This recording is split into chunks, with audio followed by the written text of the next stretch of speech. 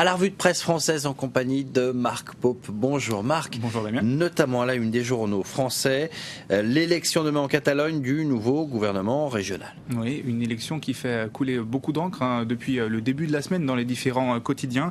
Et ce matin, Libération nous emmène dans la ville catalane de Martorell, où à cause du combat séparatiste, nous dit-on, des familles entières ne se parlent plus. Dans les rues, décrit François Musso, l'envoyé spécial du journal, je cite, la tension est palpable entre séparatistes et espagnolistes. Pourquoi l'Espagne nous méprise-t-elle à ce point, se demande Guilhem. Derrière son comptoir, Sonia lui répond, c'est juste qu'on ne comprend pas que vous, les séparatistes, vouliez partir comme ça dans l'illégalité. Selon un sondage, 58,4% des 7 millions de Catalans estiment ainsi que le débat sur l'indépendance de la Catalogne a fortement endommagé le désir, le vivre ensemble.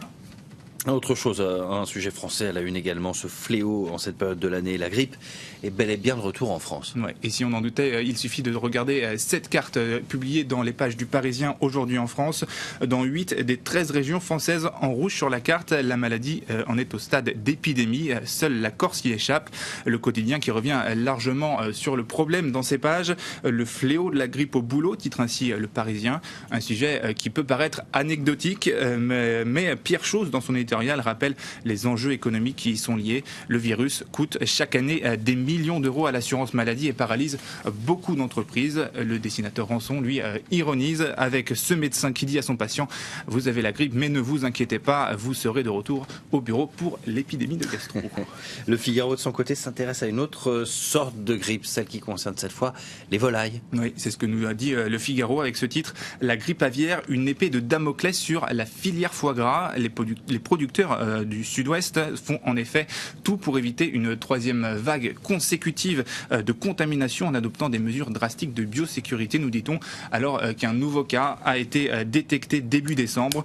Le quotidien qui rappelle qu'une des premières conséquences est qu'il y aura moins de foie gras sur les tables à Noël. On est prévenu. Aujourd'hui, c'est mercredi. Le dernier mercredi de l'année, en tout cas c'est le 20 décembre, pardon, on est aujourd'hui mercredi, c'est le dernier conseil des ministres de l'année. Exactement.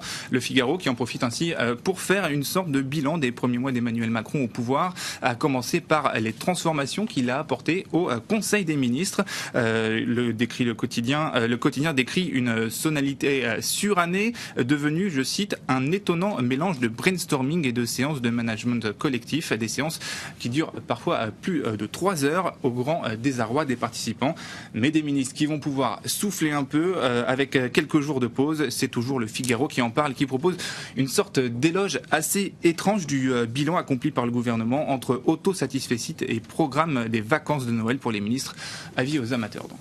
Pendant ce temps-là, la gauche vend les bijoux de famille. On l'a appris hier soir, le PS a vendu son siège de Solferino pour la modique somme de 45 500 000 € au promoteur immobilier Apsis. Oui, et pourquoi Monique, Damien, tout simplement parce que le Parti socialiste aurait pu en espérer plus. C'est ce que nous apprend le Parisien aujourd'hui en France. La valeur de ce vaste hôtel particulier de près de 3400 mètres carrés en plein cœur du 7e arrondissement dépasse nettement les 50 millions d'euros, nous apprend le journal. Mais l'immeuble est biscornu et a besoin de nombreux travaux. C'est bien sûr un crève-cœur pour le parti, souligne l'Obs, mais c'est indispensable pour le PS qui est ruiné. Le journal qui indique que la dotation annuelle de l'État au parti de gauche va en plus se réduire. Elle passe de 25 à 7 millions d'euros. On termine cette revue de presse avec une bonne nouvelle. On parle souvent des espèces d'animaux qui disparaissent. Eh bien, il y a une liste d'espèces d'animaux et de plantes qui s'agrandit pendant ce temps-là. Oui, vous avez raison de le souligner, c'est une vraie bonne nouvelle. 115 nouvelles espèces ont ainsi été découvertes l'année dernière dans la région du Grand Mékong, parmi lesquelles 11 amphibiens, 3 mammifères, 2 poissons, 88 plantes et 11 reptiles. Regardez d'ailleurs cette photo, je vous présente le crocodile lézard, mais il y a aussi la tortue mangeuse d'escargots.